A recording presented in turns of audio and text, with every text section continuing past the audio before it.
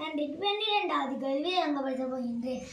ஒரு தேக்கரண்டி கொள்ளத்தக்க திரவத்தின் கனவளவு 5 மில்லிலிட்டர் ஆகும். ஒரு மேசைக்கரண்டி கொள்ளத்தக்க திரவத்தின் கனவளவு 10 மில்லிலிட்டர் ஆகும். 250 மில்லிலிட்டர் கொள்ளத்தக்க ஒரு பாத்திரத்தில் 12 தேக்கரண்டி தேனும் 3 மேசைக்கரண்டி தேசிக்காய் புளியும் 2 தேக்கரண்டி உப்பு தண்ணீரும் 3 மேசைக்கரண்டி வெந்நீரும் இட்டு கலக்கிய பின் அப்பாத்திரத்தில் இன்னும் இடக்கூடிய திரவத்தின் அளவு யாது? அப்போ நாங்கள் 250 மொத்த மில்லிலிட்டர் எங்களுக்கு இருக்குது. இங்க ஒரு தேக்கரண்டி இந்த இது 5 மில்லிலிட்டர். ஒரு மேசக்கரண்டி இது 10 மில்லிலிட்டர்.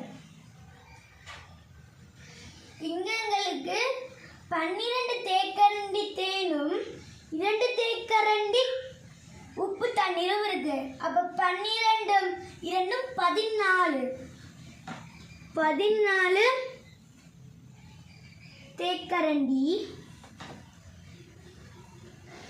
அப்ப நாங்க இந்த 14 இங்க இருக்கிற இந்த 5ஆல பெருக்கணும். அப்ப 14 70 மில்லிலிட்டர். அடுத்தது 3 மேசைக்கரண்டி தேசிக்காயும் 3 மேசைக்கரண்டி வெந்நீரும்.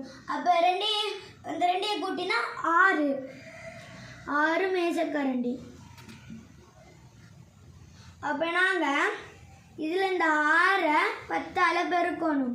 6 60 மில்லிலிட்டர். நாங்க இந்த ரெண்டையும் கூட்டணும். மில்லிலிட்டர் 0 7 13 எங்களுக்கு இங்கே 130 மில்லிலிட்டர் வந்திருக்குது. நாங்கள் இந்த 250 மில்லிலிட்டர்ல இருந்து 130 மில்லிலிட்டரை கழிப்போம். மில்லிலிட்டர் 0 5ல் 3 போனால் 2 2ல் 1 போனால் 1. எங்களுக்கு இங்கே கலக்கிய பின் அப்பாத்திரத்தில் இன்னும் விளக்குரிய திரவத்தின் அளவு தான் யாதுன்னு கேட்டிருக்கு. அப்போ 12க்கு 120 மில்லிலிட்டர். நன்றி.